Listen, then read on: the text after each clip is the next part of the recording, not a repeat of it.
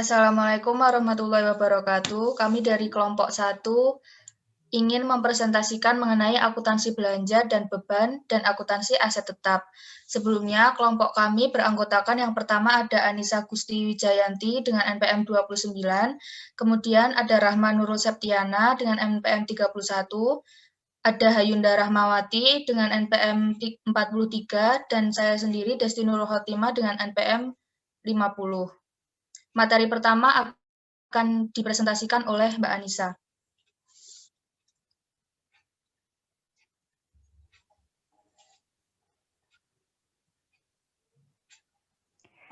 Yang pertama, definisi belanja dan beban.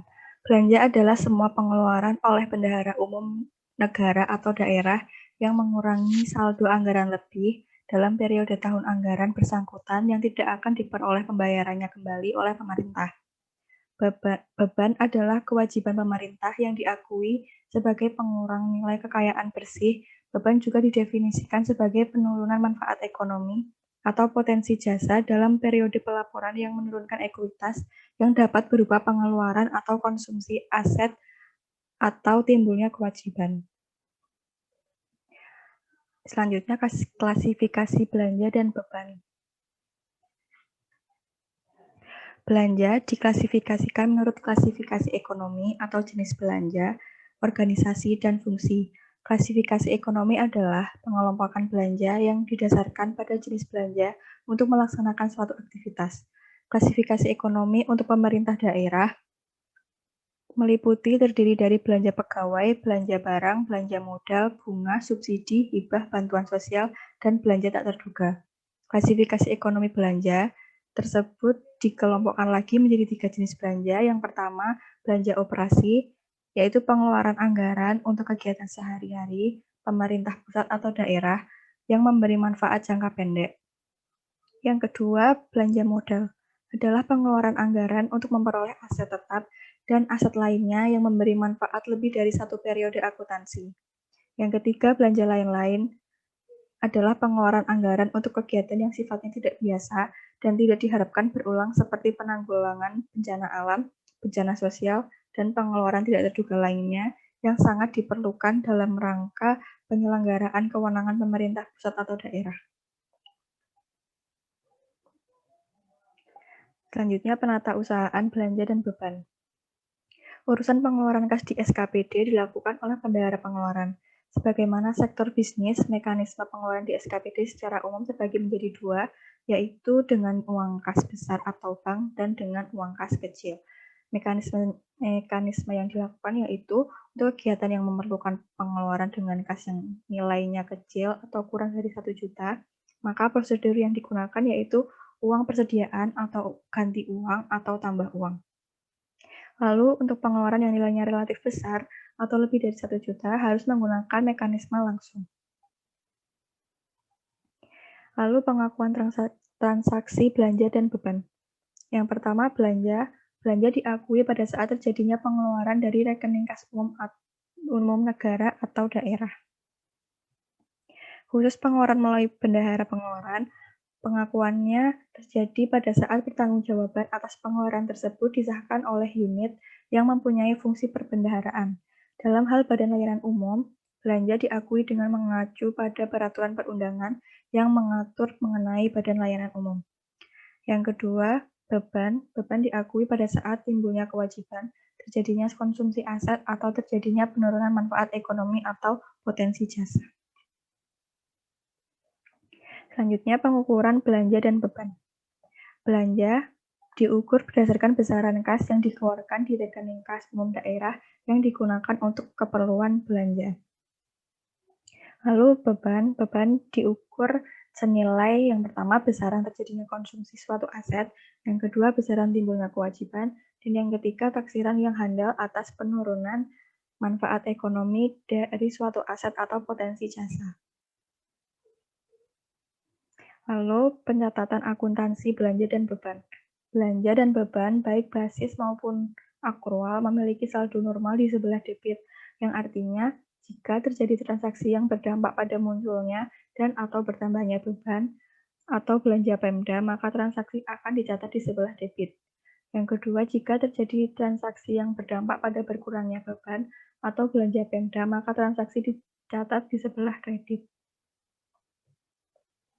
Pencatatan akuntansi untuk belanja dan beban dilakukan 2 kali karena transaksi ini akan dilaporkan di laporan realisasi anggaran dan laporan operasional.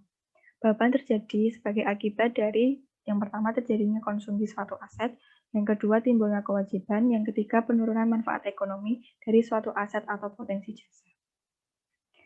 Untuk jurnalnya, yang pertama jurnal untuk terjadinya konsumsi suatu aset, di sebelah debit terdapat beban, lalu di sebelah kredit terdapat untuk nama aset. Yang kedua, untuk timbulnya kewajiban, di sebelah debit terdapat beban, lalu kredit terdapat utang. Untuk jurnal yang ketiga yaitu jurnal penurunan manfaat ekonomi atau potensi jasa, di sebelah debit terdapat beban, lalu akumulasi depresiasi atau nama aset tetap di sebelah kredit. Lalu untuk contoh jurnal untuk akuntansi belanja pegawai dapat dilihat pada buku akuntansi sektor publik halaman 264 sampai dengan 265. Untuk materi selanjutnya akan dijelaskan oleh Rahma. Yang selanjutnya adalah contoh belanja barang. Pada 5 Agustus 2015, Dinas Pendapatan Kabupaten ABC membeli alat tulis dan bahan habis pakai lainnya untuk keperluan kantor senilai 5 juta, ditambah PPN 10%, sehingga nilai transaksi adalah 5.500.000. Sebelum membeli, Dinas Pendapatan terlebih dahulu meminta uang kepada BUD, maka jurnal akuntansi yang harus dibuat Dinas Pendapatan Kabupaten ABC adalah sebagai berikut. Untuk jurnal saat BUD memberikan uang kepada Dinas Pendapatan, yaitu yang pertama untuk laporan operasionalnya, kas bendahara didebit sebesar 5.500.000 dan pengeluaran RKPPKD dikredit sebesar 5.500.000. Yang kedua untuk laporan realisasi anggaran, yaitu tidak ada jurnal karena aktivitas ini hanya bentuk transfer atau reklasifikasi kas dari BUD ke SKPD dan bukan aktivitas penggunaan anggaran. Next.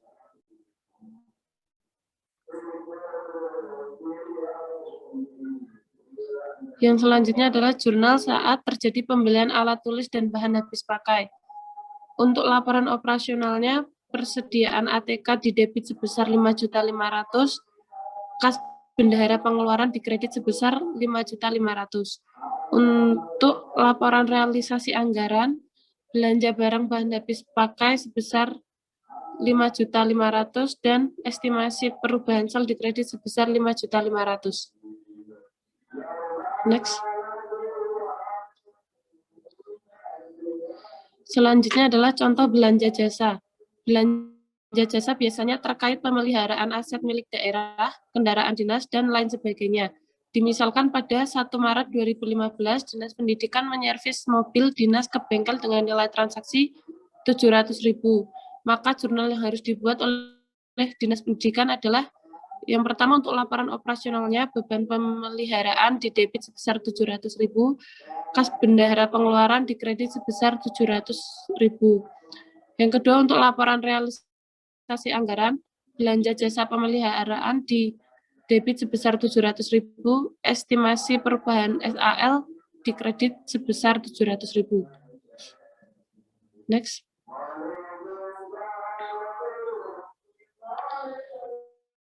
Yang selanjutnya contoh akuntansi belanja lain-lain atau tak terduga.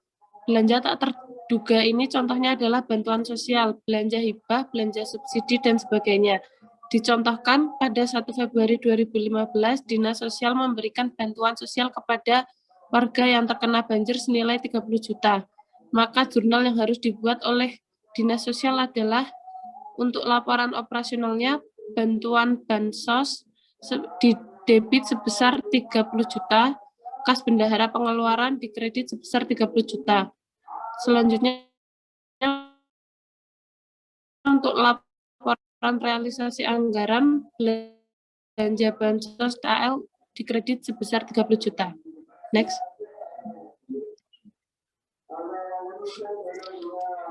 Selanjutnya adalah pengungkapan belanja dan beban.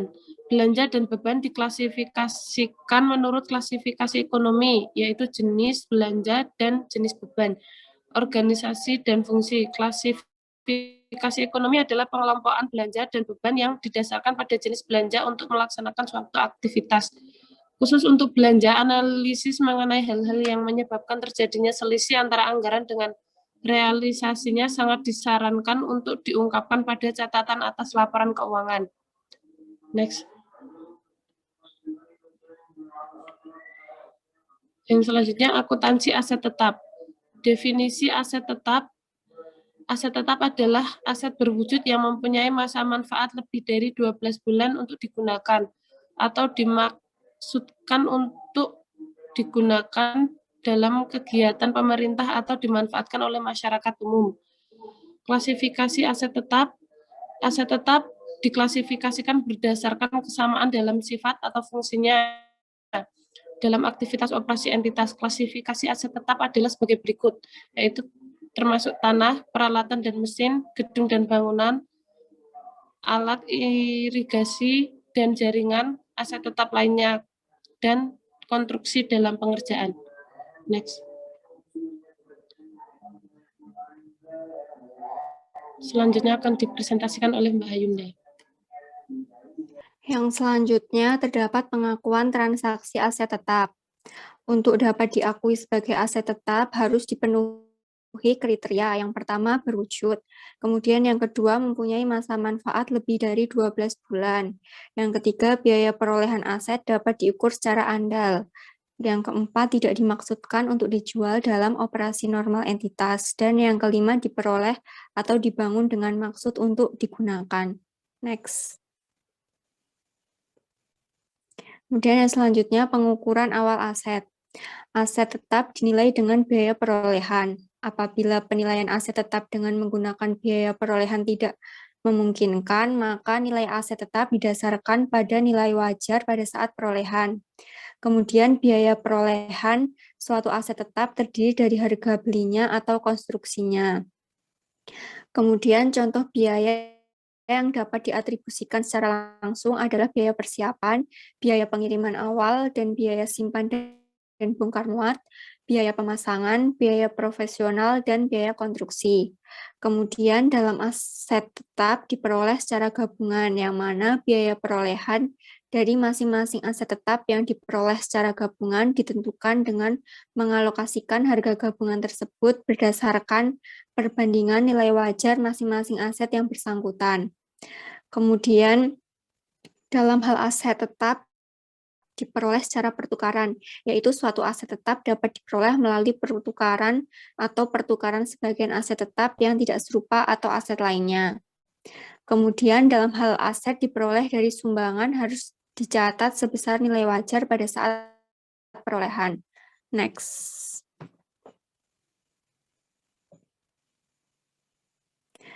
Kemudian pengukuran berikutnya terhadap pengakuan awal. Aset tetap disajikan berdasarkan biaya perolehan aset tetap dikurangi akumulasi penyusutan. Apabila terjadi kondisi yang memungkinkan penilaian kembali, maka aset tetap akan disajikan dengan penyesuaian pada masing-masing akun aset tetap dan akun ekuitas.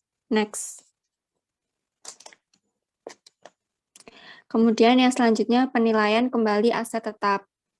Penilaian kembali atau revaluasi aset tetap pada umumnya tidak diperkenankan karena SAP menganut penilaian aset berdasarkan biaya perolehan atau harga pertukaran. Kemudian penyimpangan dari ketentuan ini mungkin dilakukan berdasarkan ketentuan pemerintah yang berlaku secara nasional. Next. Yang selanjutnya masalah khusus akuntansi aset tetap. Yang pertama akuntansi tanah. Tanah yang dimiliki atau dikuasai pemerintah tidak diperlakukan secara khusus dan pada prinsipnya mengikuti ketentuan seperti yang diatur pada pernyataan tentang akuntansi aset tetap. Kemudian yang kedua aset bersejarah. Yang menurut PP nomor 71 tahun 2010 tidak mengharuskan pemerintah untuk menyajikan aset bersejarah di neraca, namun aset tersebut harus diungkapkan dalam catatan atas laporan keuangan.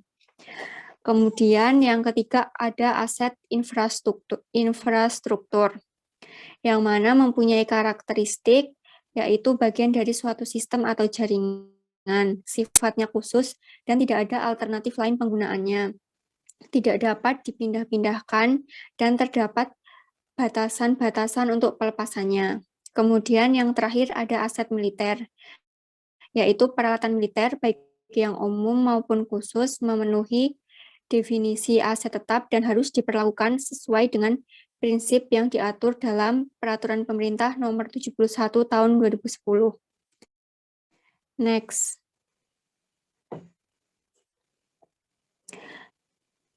Kemudian yang selanjutnya pencatatan akuntansi aset tetap.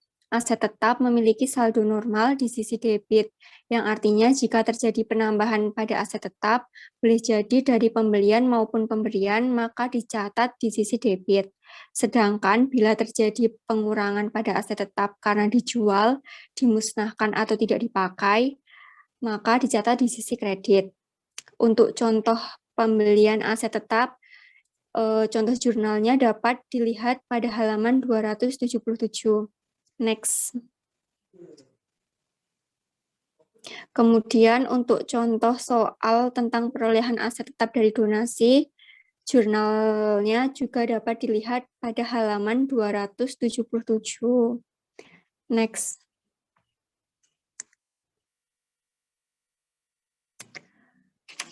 Kemudian untuk perolehan aset tetap dari aktivitas pertukaran aset, contoh soal dan jurnalnya dapat dilihat pada halaman 279.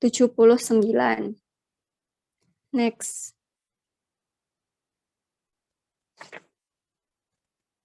Next. Kemudian untuk perolehan aset tetap secara gabungan, untuk contoh soal dan jurnalnya dapat dilihat pada halaman 280. Next. Next. Materi selanjutnya akan dipresentasikan oleh Mbak Desti. Materi selanjutnya ada pengeluaran pada masa manfaat aset tetap.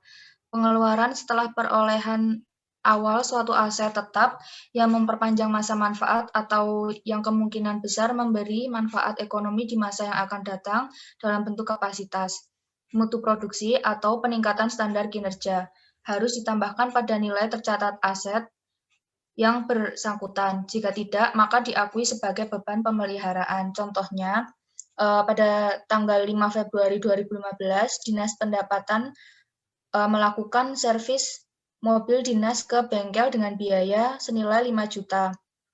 Transaksi ini menambah masa manfaat ekonomi dari mobil dinas di masa mendatang. Kemudian, untuk jurnalnya, pada tanggal 5 Februari untuk laporan operasional, mobil di sebelah debit dengan jumlah 5 juta, kemudian kas bendahara pengeluaran di sebelah kredit dengan jumlah 5 juta. Kemudian pada tanggal 5 Februari 2015 untuk laporan realisasi anggaran, di sebelah debit ada belanja pemeliharaan mobil dinas sebesar 5 juta, kemudian di sebelah kredit ada estimasi perubahan SAL sebesar 5 juta. Next.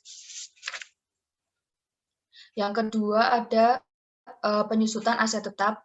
Penyusutan aset ini adalah alokasi yang sistematis atas nilai suatu aset tetap yang dapat disusutkan selama masa manfaat aset yang bersangkutan.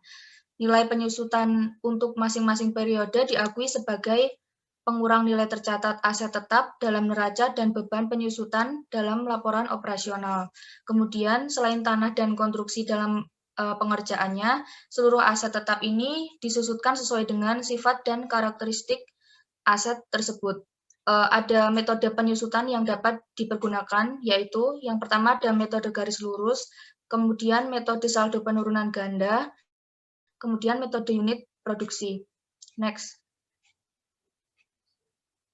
Contohnya ada Pemda ABC memutuskan untuk menggunakan metode garis lurus dalam menaksir nilai penyusutan mobil dinas bupati.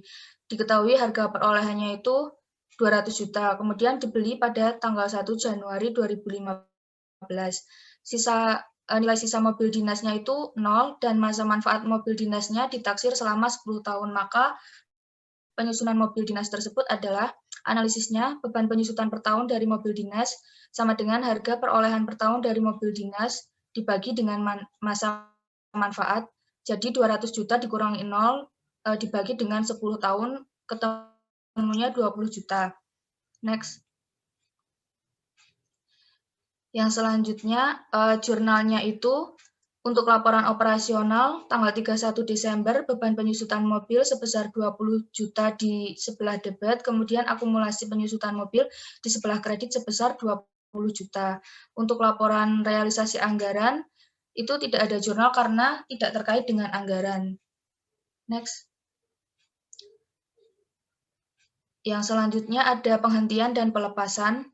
Suatu aset tetap dieliminasi dari neraca ketika dilepaskan atau bila aset secara permanen dihentikan penggunaannya dan tidak ada manfaat ekonomi masa yang akan datang. Kemudian yang kedua ada aset tetap yang secara permanen dihentikan atau dilepas harus dieliminasi dari neraca dan diungkapkan dalam catatan atas laporan keuangan. Kemudian yang ketiga ada aset tetap yang dihentikan dari penggunaan aktif pemerintah tidak memenuhi definisi aset tetap dan harus dipindahkan ke pos aset lainnya sesuai dengan nilai tercatat. Next. Sebelumnya ada aset tidak digunakan lagi lalu dijual, contohnya itu ada pada halaman 283 pada buku akuntansi sektor publik. Contohnya pada tanggal 5 Juli 2015, pemerintah daerah APC melalui PPKD menjual mobil dinasnya secara lelang dan laku seharga 80 juta. Diketahui nilai perolehan dari mobil yang dijual adalah 250 juta dan akumulasi penyusutannya sebesar 150 juta. Teman-teman bisa lihat di halaman 283 untuk analisisnya dan jurnalnya. Kemudian yang selanjutnya ada pengungkapan aset tetap. Laporan keuangan itu harus mengungkapkan untuk masing-masing jenis aset tetap. Yang pertama ada dasar penilaian yang digunakan untuk menentukan nilai tercatat.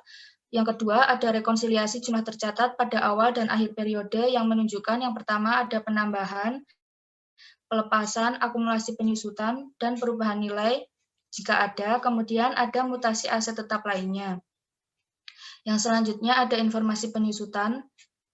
Di informasi penyusutan ini ada nilai penyusutan, kemudian metode penyusutan yang digunakan, kemudian ada masa manfaat atau tarif penyusutan yang digunakan, kemudian nilai tercatat bruto dan akumulasi penyusutan pada awal dan akhir periode. Kemudian laporan keuangan itu juga harus mengungkapkan yang pertama ada eksistensi dan batasan hak milik atas aset tetap, kebijakan akuntansi untuk kapitalisasi yang berkaitan dengan aset tetap, kemudian ada jumlah pengeluaran pada pos aset tetap dalam konstruksi dan jumlah komitmen untuk akuisisi aset tetap. Jika aset tetap dicatat pada jumlah yang dinilai kembali, maka ada hal-hal yang harus diungkapkan. Yang pertama, dasar peraturan untuk menilai kembali aset tetap. Yang kedua, ada tanggal efektif penilaian kembali. Yang ketiga, jika ada nama penilaian independen. Yang keempat, ada hakikat setiap petunjuk yang digunakan untuk menentukan biaya pengganti. Kemudian yang kelima, ada nilai tercatat setiap jenis aset tetap. Nah, aset bersejarah ini diungkapkan secara rinci, antara lain nama, jenis, kondisi, dan lokasi aset yang dimaksud. Kemudian ada contoh pengungkapan aset tetap. Itu sumbernya dari laporan keuangan konsolidasian Pemda Cilacap 2012. Jadi di situ itu aset tetap yang diadakan pada 2004 sampai dengan 2008 dicatat berdasarkan biaya perolehan.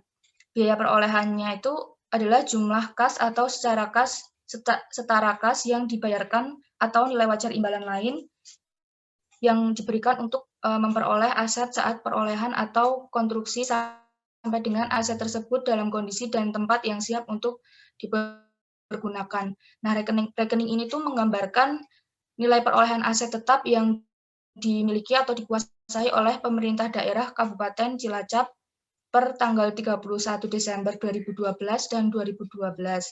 Dengan komposisi dapat disajikan ada halaman 286, teman-teman bisa lihat di situ ada sudah tertera tabel dan ada rincian juga.